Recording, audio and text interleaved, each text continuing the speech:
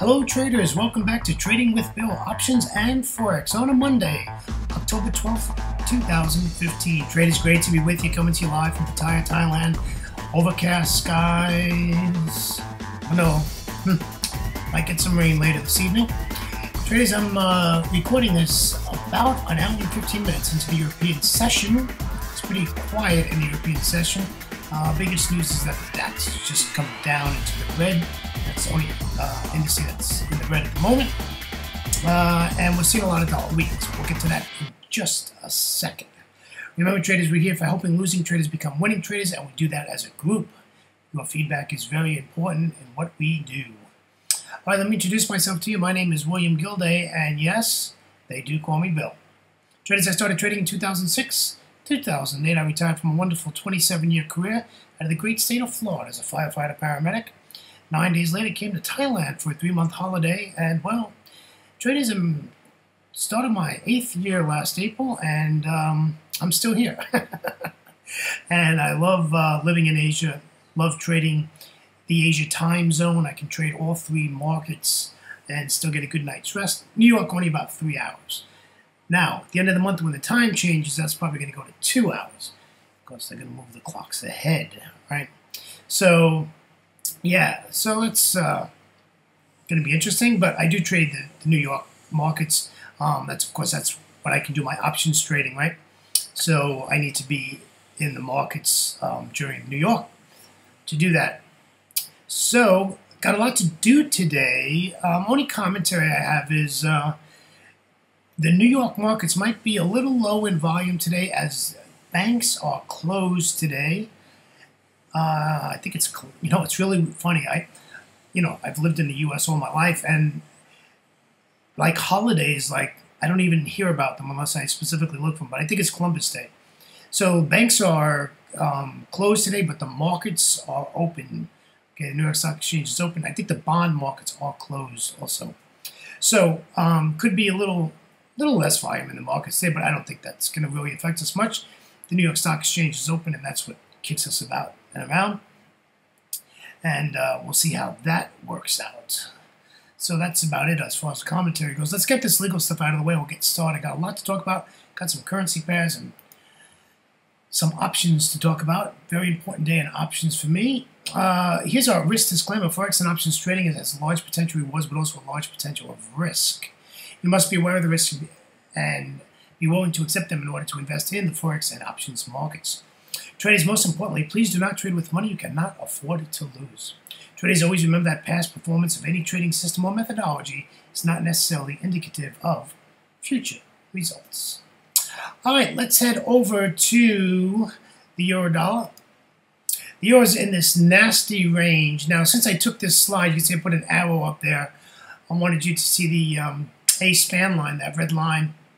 Prices come down, and it's basically came back up again. If you look at the second candle in, which is a doji, that wick, it actually went above that, and now it's coming back down again. It's in this nasty range. We'll see what happens. This is all over the Fed. Okay, this is all this dollar weakness, and all this stuff is all over the Fed and what they're going to do. And also, Draghi stated that they're not looking at increasing anything at the moment as far as their quantitative easing. Everything is just going to maintain the way it is, and they're just going to evaluate it as it goes. So a lot of our currency pairs has reacted to that. The big one is, of course, we have this dollar weakness across the board. However, it has come back. We're back up to 94.76, and we were at 94.60 on the dollar index chart. So it has come back up, so we might see some dollar strength here, and we'll just keep an eye on that. I'm not trading the euro. I'm in 2 trades. You'll see the charts. I'm not trading this euro, but I'm probably against what most people think, but I'm bearish in this. I have no intention on buying this. I don't think this is going to go any higher. But what's going to happen is we're going to enter into this cloud, right? And what is the cloud? That's the first thing we want to look when we look at Ikimuku, right? What is the cloud? Yeah, the cloud is support. and we're getting ready to hit into some heavy support here. So getting back to 1300 might be a task.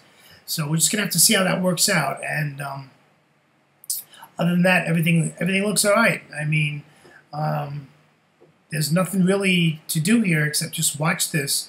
Like I said, I wouldn't be looking to take a trade here probably unless this clears. The second blue line there is a 55 exponential moving average, and until it cleared that, I wouldn't be looking to short that. So we're going to have to get past the half mark. So we're looking at like 1.1350 before I'd be looking to enter this into a short trade. And I'd go to the 4-hour chart and see if we had a change in our RSI to the downside. All right, let's take a look at the New Zealand, and you all can see, well, it's kind of hard because I don't have the other side of the, but you can see there's my entry on this New Zealand pair. Now this has moved up quite a bit. This has gotten up to like 67.30. So this has moved up. Now it's pulling back down again. We're in this channel on the 4-hour chart. And if you look at the bottom of the chart, I'm looking at this RSI pretty closely. You know, this was below it when I took the trade on Thursday. I think we took the trade Thursday or Friday? Thursday late we took this trade, right? And now we're above the 70 on the RSI. And I really don't want this to pop to the upside. I don't want this to come back down to the downside. But we're in this channel, and I'd really like to see a break out of this channel. But this is pretty significant. This has been hit quite a few times and hasn't done anything. I really don't want to see this come all the way up. You can see my stop loss is just above 6,800. You can see the red line there. So we are in this trade live, and you know, we just, you know, my take profit is at 64.75. I think it is. And you can see the line down here. It's right above the gray line there. You can see it on. If you look left of the chart, you'll see that dotted line. That's my take profit. So I'm expecting to take this way down. So unless I get stopped out, I'm going to be in this trade for some time. And that was the plan, right? Trying to get used to trading these longer time frames. All right, let's take a look at the other Forex pair that I'm in, and that is the Euro-Yen. You can see my trade here. We are to the downside. This is pulled back, by the way. I'm negative like 20 pips now. But this is a long-term trade. Again, this is a 4-hour chart. You can see my stop loss is way up here at 3,800, and I'm looking to take this all the way down here to, I think it's 35.40 is where I'm looking to get out. And that's just because that's support. But we have nothing in the way. If we can keep this down and get some dollar strength, this thing is just on its way down. Look at this Chiku line, this blue line here, nice pointed to the downside. I like this. Nice pointed to the downside. However, also, remember this is a 240 chart. So what do we reference? We reference the RSI, and the RSI is below the 70, and it's pointing to the downside, curling to the downside. So, well, you know, this is looking okay. And we actually have a green arrow. It looks like we might be in a little bit of profit. But we're not now, I know, because I just looked before I got on the mic to do this, and it is pulled back up. So we will take it as it goes. All right, let's take a look at the Aussie dollar. Everybody's talking about the Aussie dollar. You know, this is basically a change of trend here. This is a 4-hour chart. This is pulled up, it's fibbed, and it's pulled up again. Now it's in a range. I put this magenta horizontal resistance line up here just to see if it's going to break out of here and what it's going to do. It's way away from the clouds. It's way extended. Even if it is bullish, I expect to see a pullback at some point. And we should see some red candles, and then maybe this will continue to the upside. I'm not in a trade on the Aussie dollar, and until oil stabilizes, I don't think I want to be in the Aussie trade at the moment. There's no data today. The data is very light today, so this is really a technical day today. And of course, with New York having its bank holiday and the bond markets are closed, again, the New York stock market is open, so you will be able to trade as usual. All right, let's head over to options. A lot to make some decisions today, so let's do this as a team. These are what's going on. This is the close on Friday. Let's take a look at the IWM, which is the ETF the ETF of the Russell 2000, and you can see right there. And we always want to look at the -3, right? That's where we're at profit, and we're in profit $168. Well, you got to minus this $84, right? Because that's the insurance. So we're about $86 in profit on this. So this is ready to get taken out. I'm ready to close this trade. Just a couple of things I want to happen, though. I really want to see this come down below 7 cents, where it says market here. I want to see this come down below 7 cents. Now, this doesn't expire until Friday, so I have time, but wait till you see the charts. You'll understand why I'm looking at getting out of this. So we entered this at a 109, right? And we have a 107 insurance. So we basically need price to stay above 109, right? And if it gets down to 107, we have insurance. So that's what's going on with IWM. Let's take a look at the spiders. The spiders are also very interesting. Wow, just need, it said 0.55. I just need this to get to 0.5, and we'll be out of this trade. And Thinkorswim, if you go with Thinkorswim platform, you open an account with them, they don't charge you commissions. But I'd like to see a gap up in the markets today, and that'll get me to get out. I will get out of this. Let's take a look at what we have here. Remember, we always want to look at the negative number first, and that's at 160. And we have 111 up here. So I think when I looked at it, we were $53 in profit. Now, this can only go to $63, okay, for maximum profit in this trade. So, like, I'm out of there. Like what's, I'm not going to hold this for 4 more days when, I'm only like less than $8 to the max of where I can take profit in this. And this Russell IWM is, I think it was $94.